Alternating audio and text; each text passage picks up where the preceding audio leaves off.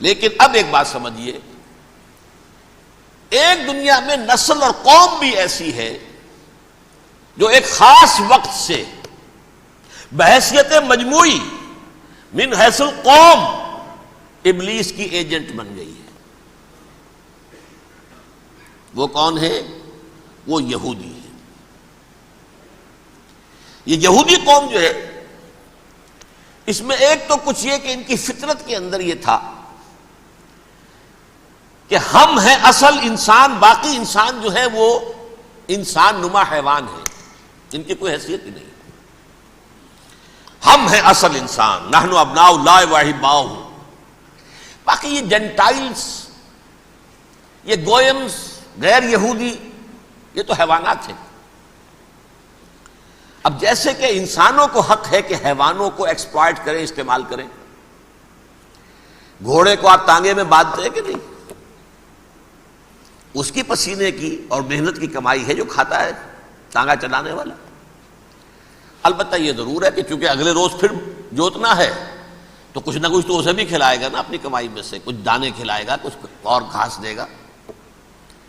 یا بیل کو جوتنا ہے ہل میں تو کچھ نہ کچھ اس کو دیتا ہوگا کھانے کو، لیکن پھر اسے استعمال کرنا ہے۔ تو ان کا مستقل قول یہ ہے کہ اصل انسان ہم ہیں، باقی پوری نوع انسانی ہمارے لیے حیوانوں کے درجے میں، ہم چاہیں جس طرح انہیں استعمال کریں، ایکسپلائٹ کریں، دھوکہ دیں، جیسے چاہیں، لوٹیں، کھسوٹیں، سب کچھ کریں، بدعہدی کریں، ان سے سود لیں، سب کریں، جو بھی ممکن طریقہ ہو، یہ ہمارے لیے ہم ڈومینیٹ کریں گے، اور یہ در حقیقت ہمارے اعلی کار ہیں۔ ایک تو اس اعتبار سے یہود بقیہ پوری نوع انسانی کے دشمن بن گئے۔ قرآن مجید کی وہ آیت بھی میں نے آپ کو سنائی ہے، وَقَالُوا لَيْسَ عَلَيْنَا فِي الْأُمِّيِّينَ سَبِيلٌ۔ یہ امیین کہتے تھے نا ان کو، جو غیر یہودی ہیں، کیونکہ ان کے پاس کتاب تھی، تورات تھی، اور کتاب نہیں تھی کسی کے پاس، لہذا یہ ان پڑھ ہے، پاگل ہے، جاہل ہے، امی ہے۔ ہم ہیں صاحب کتاب، ہمارے پاس شریعت، ہمارے پاس کتاب، یہ لوگ ان پڑھ ہیں، جاہل ہیں۔ لیس علینا فی الامیین سبیل، ان امیین کو ہم لوٹیں، کھسوٹیں، دھوکہ دیں، فریب سے جو کریں، چوری کریں، ڈاکہ ڈالیں، جیب کے قطرے، جس طرح بھی کریں ہمارے لیے جائز ہے، ہمارے اوپر کوئی گرفت نہیں ہوگی۔ اللہ تعالیٰ ہم سے یہ نہیں پوچھے گا تم نے جھوٹ کیوں بولا تھا اس کے ساتھ، تم نے وعدہ خلافی کیوں کی تھی اس کے ساتھ، تم نے کیوں دھوکہ دیا تھا اس کو، تم نے کیوں اس کا مال جو ہے غبن کر لیا تھا، ہڑپ کر لیا تھا، نہیں، ہم پر پوچھ نہیں ہے۔ اس اعتبار سے ایک تو یہ انسانیت کی دشمنی ان کی گھٹی میں پڑ گئی، اس غلط خیال کی وجہ سے۔ ہم تو بخشے بخشائے ہیں، we are the chosen people of the Lord, ہمیں تو اللہ اگر جہنم میں داخل بھی کرے گا تو صرف چند دن، لن تمسنا النار الا ایاما معدودات، باقی اصل میں تو ہم تو اللہ کے پسندیدہ، نحن ابناء اللہ واحباؤہ، اس کے بیٹوں کے مانند بڑے چہیتے ہیں، لاڈلے ہیں۔ یہ باقی دنیا، باقی انسان ہماری چراہ گاہ ہے، جیسے چاہے چریں، جس طرح چاہے ہڑپ کر جائیں۔ یہ تو ان کا پہلے سے مستقل معاملہ تھا، لیکن اس کے بعد ان کی تاریخ میں ایک دور وہ آیا جب حضرت مسیح علیہ السلام ان میں مبعوث کیے گئے۔ یہ 1400 سالہ تاریخ کا کلائمیکس ہے یہود کی۔ جب کتاب انہیں دی گئی تھی تورات حضرت موسیٰ کے ذریعے، وہ 1400 قبل مسیح کا واقعہ ہے۔ اس وقت سے لے کر اللہ کا وہ فضل ان پر ہوا کہ کوئی ایک لمحہ ایسا نہیں آیا 1400 برس میں کہ ان کے ہاں کوئی نہ کوئی نبی موجود نہ۔ یہ تار ٹوٹا ہی نہیں، 2 سے شروع ہوا، موسیٰ، ہارون علیہ السلام، اور 1400 برس کے بعد پھر آخری 2 ہیں، عیسیٰ اور یحییٰ علیہ السلام، یوں سمجھ لیجئے، اور اس کے درمیان یہ تار ہے، اور اس تار میں کوئی ایک لمحہ ایسا نہیں آیا کہ کوئی نبی موجود ہو۔ اس میں اتار چڑھاؤ بہت سے آئے ہیں، اس کا وہ میرا موضوع نہیں ہے اس وقت۔ قبل مسیح کی تاریخ جو ہے وہ میرا موضوع نہیں ہے۔ قرآن مجید میں سورہ بنی اسرائیل کے پہلے رکوع میں اس کا تذکرہ موجود ہے۔ وَقَضَيْنَا إِلَىٰ بَنِي إِسْرَائِيلَ فِي الْكِتَابِ لَتُفْسِدُنَّ فِي الْأَرْضِ مَرَّتَيْنِ وَلَتَعْلُنَّ عُلُوًّا كَبِيرًا، 2 مرتبہ ان پر عذاب کے کوڑے برسے، پہلے اشوریوں کے ذریعے سے جو شامی تھے، سیرینز اشوری کہلاتے ہیں، پھر بابلیوں کے ذریعے سے یعنی عراقیوں کے ذریعے سے، بیبیلونیا نام تھا عراق کا پہلے، ان پر بہت بڑی بڑی تباہیاں آئیں، اللہ تعالیٰ کی طرف سے عذاب آئے۔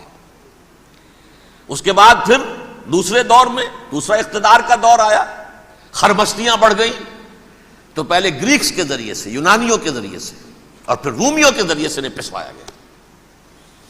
یہ دور گزر چکے تھے، ان پر دو عروج کے دور اور دو زوال کے دور۔ میری چھوٹی سی کتاب ہے تنظیم اسلامی کا تاریخی پس منظر، شاید 6-7 روپے کی ہوگی، اس کو آپ دیکھیں گے تو اس میں اس کا پورا نقشہ آپ کو مل جائے گا۔ ویسے تو یہ کہ میری جو ذرا بڑی کتاب ہے سابقہ اور موجودہ مسلمان امتوں کا ماضی، حال اور مستقبل، اس میں میں نے ان معاملات پر بڑی تفصیل سے بحث کی۔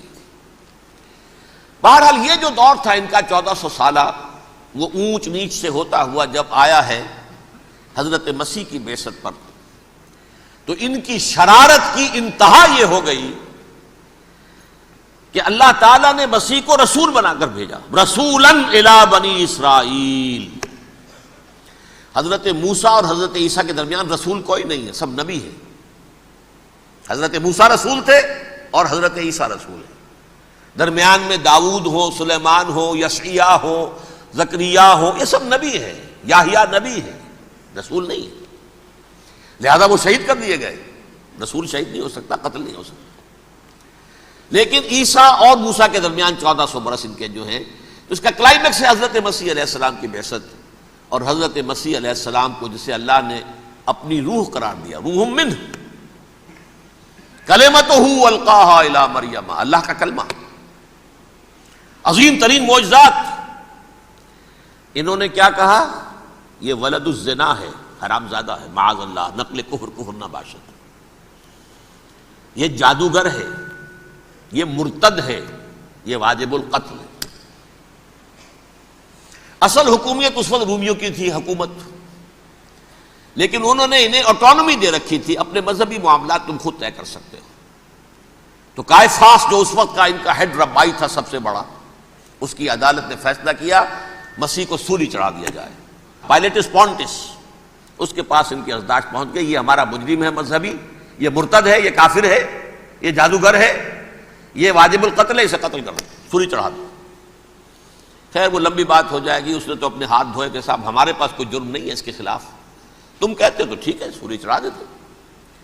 یہ دوسری بات ہے کہ اللہ نے حضرت مسیح کو اٹھا لیا آسمان پر، ان کی جگہ وہ شخص سولی چڑھا جس نے غداری کر کے گرفتار کروایا تھا، جوڈاس اسکیریوٹ، اس کی شکل اللہ نے بدل دی حضرت مسیح کی سی، اور حضرت مسیح کو فرشتے اٹھا کے اوپر لے گئے، وہ زندہ آسمان پر اٹھا لیے گئے۔ اور یہ ساری تفاصیل نہ قرآن میں ہے نہ حدیث میں ہے، یہ انجیل میں ہے، لیکن انجیل کون سی؟ برنباس کی انجیل، gospel of the Lord according to Saint Barnabas. یہ حواریین مسیح میں سے تھے، لیکن عیسائی ان کو تسلیم نہیں کرتے، ان کی بائبل کو صحیح نہیں مانتے، کینونیکل نہیں مانتے۔ 100 انجیلیں تھیں، 104 تھیں، جن میں سے 4 چنی ہیں انہوں نے، یہ متی اور جان اور مرقس مارکس، یہ ہے، تو یہ 4 انجیلیں ہیں، انہوں نے تسلیم کیے کہ یہ کینونیکلز ہیں، یہ تو ہیں حقیقی، باقی جو ہیں 100 اس کو وہ تسلیم نہیں کرتے۔ ان میں سے ایک ہے یہ برنباس، اس میں یہ تفصیل ہے کہ اللہ تعالیٰ نے اس شخص کی، جیوڈاس کی، جیوڈاس اس کو انگریزی میں کہتے ہیں، اس کی شکل بدل دی حضرت مسیح کی سی، وہ گرفتار ہوا، وہ سولی چڑھا۔ وہ غدار تھا، غداری کی سزا اسے ملنی تھی، وہ مل گئی۔ حضرت مسیح کو فرشتے 4 اٹھ رہے ہیں، جس کوٹھڑی میں حضرت مسیح مقیم تھے، ایک باغ کے اندر روپوش تھے، اس کی چھت پھٹی ہے، 4 فرشتے آئے ہیں، حضرت مسیح کو اٹھا کر لے گئے ہیں، چھت برابر ہو گئی ہے، اس کے بعد وہ شخص پکڑا گیا۔ بہرحال حضرت مسیح کو اللہ نے اٹھا لیا آسمان، لیکن وہ دن ہے کہ اس قوم کو اب مغضوب علیہم قرار دے دیا گیا۔ نوٹ کر دیجئے، اصل میں تو ہونا یہ چاہیے تھا کہ رسول کی جان کے در پہ جب کوئی امت ہو جاتی تھی تو اللہ کا قاعدہ یہ تھا کہ اس امت کو نسیہ منسیہ کر دیا جائے۔ حضرت نوح کی قوم کو ختم کیا یا نہیں؟ حضرت ہود کی نگاہوں کے سامنے قوم عاد برباد کی گئی یا نہیں؟ حضرت صالح کی نگاہوں کے سامنے قوم سمود برباد ہوئی، یہ اللہ کا قاعدہ رہا۔ سدوم اور عمورہ کی بستیاں حضرت لوط علیہ السلام جہاں بھیجے گئے، مدین کا علاقہ جہاں حضرت شعیب بھیجے گئے، آل فرعون جن کی طرف موسیٰ کو بھیجا گیا سب ہلاک کر دیے گئے، کیونکہ رسولوں کے بارے میں اللہ کا نبیوں کے بارے میں یہ بات نہیں ہے۔ نبی آیا، اس نے دعوت دی، جس نے مان لیا اچھا کیا، اپنے لیے اچھا کیا، نہیں مانا اس کی اپنی جو ہے عاقبت برباد ہو گئی، دنیا میں کوئی فیصلہ اس کا نہیں ہوتا۔ لیکن رسولوں کا معاملہ یہ ہوتا ہے کہ دنیا میں وہ اللہ کی عدالت بن کر آتے ہیں، مانو گے تو بچو گے، نہیں مانو گے ہلاک ہو جاؤ۔ تو اس اعتبار سے وہ مستحق تو ہو چکے تھے اس کے کہ انہیں ہلاک کر دیا جائے۔ اب اللہ کی کوئی خصوصی مشیت ہے، اس میں کیا حکمت ہے، وہ ہے ایک حکمت، میں بعد میں اگر وقت ہوا تو بتاؤں گا۔ فیصلہ یہ کیا اللہ نے کہ حضرت مسیح کو تو اٹھا لیا زندہ، اور ان کی رسی ابھی مزید دراز کر دی کہ ان کو ابھی مہلت دے دی کہ تمہیں آخری استیصال، جس کو عذاب اکبر کہتا ہے قرآن، سورہ سجدہ جو حضور ہر جمعے کی پہلی رکعت میں فجر میں پڑھتے تھے، وَلَنُذِيقَنَّهُم مِّنَ الْعَذَابِ الْأَدْنَىٰ دُونَ الْعَذَابِ الْأَكْبَرِ لَعَلَّهُمْ يَرْجِعُونَ، چھوٹے چھوٹے عذاب اور ایک بڑا عذاب، جبکہ قوم بالکل برباد، نسیم منسیہ کأن لم یغنوا فیہا، ایسے ہو جائیں جیسے کوئی تھے ہی نہیں آباد یہاں، لا یرا الا مساکنہم، اب ان کے مسکن نظر آتے ہیں، مکین نظر نہیں آتے۔ یہ عذاب اکبر جو ہے وہ ان پر نہیں آیا، حالانکہ وہ مستحق ہو گئے تھے اسی وقت۔ اس کو یوں سمجھیے کہ کسی شخص کو پھانسی کا حکم تو ہو جائے، ایگزیکیوشن نہیں ہوئی، ہوتا ہے کئی سال گزر جاتے ہیں پڑے ہوئے، اور معاملات جو ہیں وہ چلتے رہتے ہیں۔ یہ معاملہ ہوا اس کے ساتھ، ورنہ یہ مستحق ہو چکے تھے آخری بربادی تباہی کے، عذاب استیصال، جڑ سے کاٹ دینے والا عذاب، وہ آ سکتا تھا ان پر اسی وقت، لیکن اللہ نے ان کی مہلت دراز کی ہے۔ لیکن اس کے بعد اللہ نے ان کو ایک اور موقع دیا، 600 برس بعد حضرت مسیح کے محمد الرسول اللہ صلی اللہ علیہ وسلم کی بعثت ہوئی، اور یہ میں سمجھتا ہوں کہ اس قوم پر اللہ کا اتنا بڑا فضل تھا، اتنا بڑا فضل تھا، اتنا بڑا فضل تھا۔ اب پھر ایک موقع دیا، عسیٰ ربکم ان یرحمکم وان عدتم عدنا، دیکھو اب بھی تمہیں ہم ایک موقع دے رہے ہیں، تمہارا رب تمہارے اوپر اب بھی فضل کرنے کو تیار ہے، رحم فرمانے کو تیار ہے۔ ان ھذا القرآن یہدی للتی ہی اقوم، اس قرآن کے سائے میں آ جاؤ، یہ شاہدرا ہے ہدایت میں آنے کا، اس میں داخل ہو جاؤ، محمد کی تصدیق کرو صلی اللہ علیہ وسلم، دامن محمدی میں آ جاؤ، اب بھی ہم تمہارے گناہ بخش دیں گے۔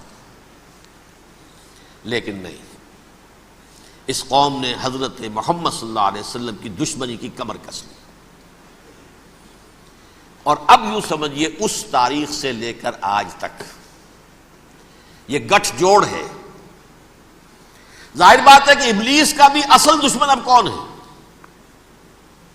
یا ہدف کون ہے، ٹارگٹ کون ہے؟ جنہوں نے محمد کو نہیں مانا صلی اللہ، وہ تو ہے ہی جہنمی، ان پر کوئی اور محنت کرنے کی ضرورت کیا ہے؟ سمجھ گئے میری بات؟ حضور کی بعثت کے بعد جنہیں حضور کو رد کر دیا، ان پر ایمان نہیں لائے، وہ کون ہے؟ کافر، وہ جہنمی ہے ہی ہے، لہذا اس کے اوپر کوئی محنت صرف کرنے کی ابلیس کو ضرورت نہیں ہے۔ اس کا اصل ٹارگٹ امت محمد ہے صلی اللہ علیہ وسلم۔ وہ ساری نوع انسانی کی دشمنی اب آ کر مرکوز ہو گئی ہے امت محمد صلی اللہ علیہ وسلم کی دشمنی پر۔ اور اسی طرح یہود کا معاملہ، اگرچہ ویسے پوری نوع انسانی کے دشمن ہیں، انہیں حیوان سمجھتے، ان کی جان مال اپنے لیے مباح سمجھتے ہیں، جس طرح چاہیں لوٹے کھسوٹے کھائیں پیئے انہیں، لیکن اب ان کی بھی دشمنی کا سب سے بڑا مرکز امت محمد۔ کیوں؟ وہی تکبر اور حسد، وہی بیماریاں۔ انہیں تکبر یہ ہو گیا تھا کہ 2000 سال سے یہ نبوت ہماری میراث، ہماری جاگیر، بنو اسرائیل کے اندر سینکڑوں نبی آئے، 3 کتابیں اللہ نے ہمیں عطا کی، یہ کہاں سے آ گیا محمد صلی اللہ علیہ وسلم؟ معاذ اللہ ثم معاذ اللہ، یہ امیین میں سے، یہ جنٹائلز میں سے، یہ گوئنز میں سے، یہ حقیر ان پڑھ، کہاں ہم کہاں یہ نہیں تسلیم کریں گے۔ حالانکہ قرآن کہتا ہے یعرفونہ کما یعرفون ابناہم، ان کے علماء ایسے پہچانتے تھے حضور کو جیسے اپنے بیٹوں کو پہچانتے کہ یہ آخری نبی ہے، لیکن تکبر اور حسد کی آگ میں جل اٹھے۔ اب ان کے بھی دشمنی کس سے ہے؟ محمد اور امت محمد صلی اللہ علیہ وسلم۔ یہ گٹھ جوڑ ہے اب دیکھیے یہ ہے میری گفتگو کا اب تک کی گفتگو کا حاصل، یہ گٹھ جوڑ، ایک غیر مرئی دنیا، انویزیبل دنیا کا ابلیس لعین اور جنات میں سے اس کے لشکری فوج، انسانوں میں سے ویسے تو اور بھی بہت جگہ اس کے ایجنٹ ہیں، مسلمانوں میں بھی ہے، لیکن بحیثیت قوم، بحیثیت مجموعی، ایک پوری قوم، ایک پوری نسل جو ہے اس کے ساتھ گٹھ جوڑ ہے۔ ان دونوں کی گٹھ جوڑی کے ساتھ یہ دشمن دون ہیں انسانیت کے، پہلا دشمن ابلیس لعین، عزازیل لعین، اور دوسرے دشمن یہود ملعون۔